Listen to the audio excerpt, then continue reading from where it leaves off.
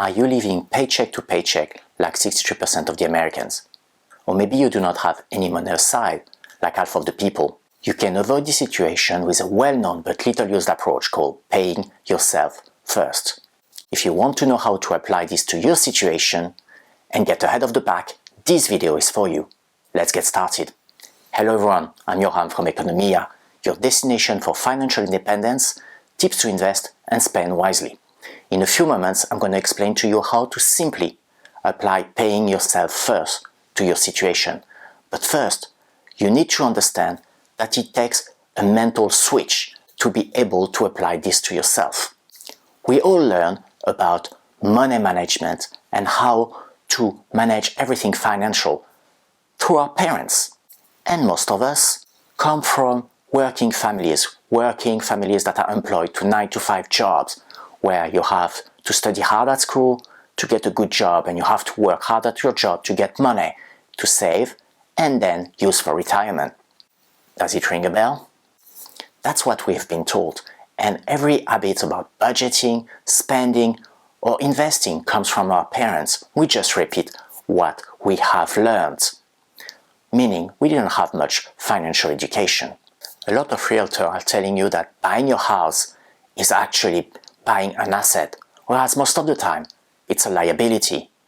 Likewise, when we have money, we want to spend it and buy nice things, rather than saving this money so that we can invest it and create income for the future.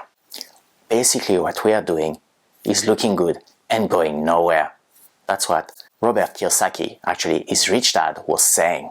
And it actually takes a mind switch to understand that there are only two types of money problems: the too little money problem and the too much money problem. Which one do you want to have?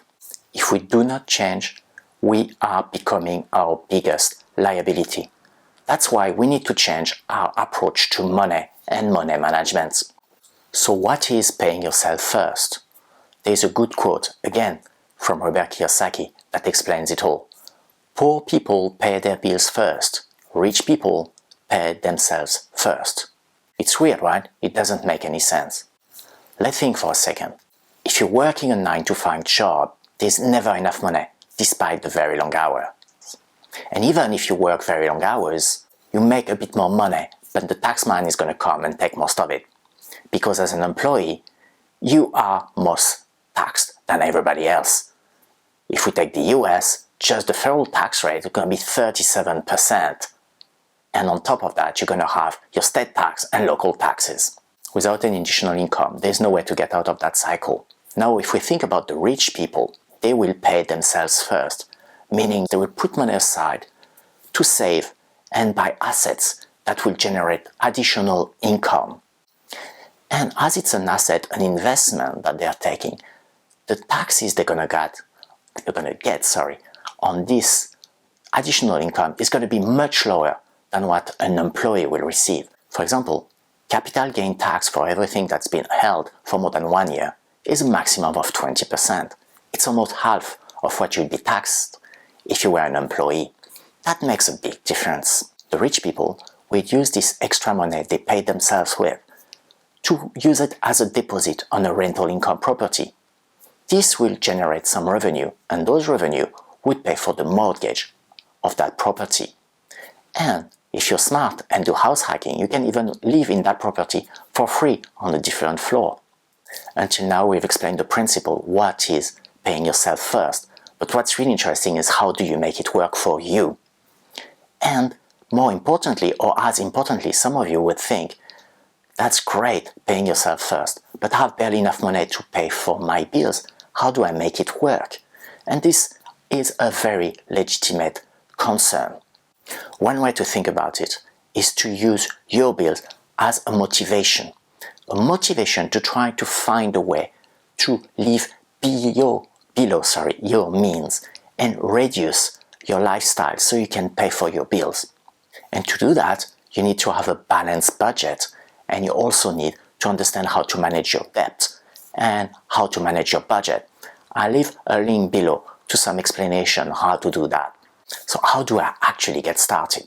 The principle is for every dollar that comes in your household, or maybe it's a euro, maybe it's a Japanese yen or whatever it is. For every dollar that comes into your household, you take a percentage on the top of it and you save it. Let me show you someone who can explain it even better than me. And what we mean by pay yourself first is this. With every single dollar that comes into your household, every single dollar, you take a percentage off the top. So what I did is with every single dollar that came in, this is when I had very little money, I took 30% off the top. 10% went into a savings account, 10% went into an investment account, and 10% went into a charity or tithing account. Great explanation, isn't it? But you're going to tell me, how can I take 30% of my income? It's way too much. I completely understand. Why not starting with 10%? Why 10%, you're going to ask me? Because if we look at the saving rates in the US back in November 2022, it was only 2.4%. So if you manage to save 10% of your income, you're already saving almost 5 times more than the average American. This is gonna put you ahead of the pack so much.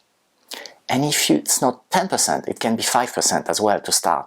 That's also already doubled what I mentioned about the November 2022 saving rates. As you have seen, the way of paying yourself first, this whole system is not that complicated. What's complicated is changing your approach to money and getting into the mindset and taking the first step toward paying yourself first. And it's really getting into this habit. And this habit is going to permit you to learn 2 things. One is to be creative in the way you're paying your bills. I'm not saying of doing anything illegal, but creative ways of paying your bills in a smart way, in a way that works for you. And the second one, as I mentioned before, is learning to live below your means, so you always have a little bit of money that you can shave off the top and save to invest. And if you are able to start saving and putting money on the side to invest, then you're breaking the cycle we're talking about at the beginning.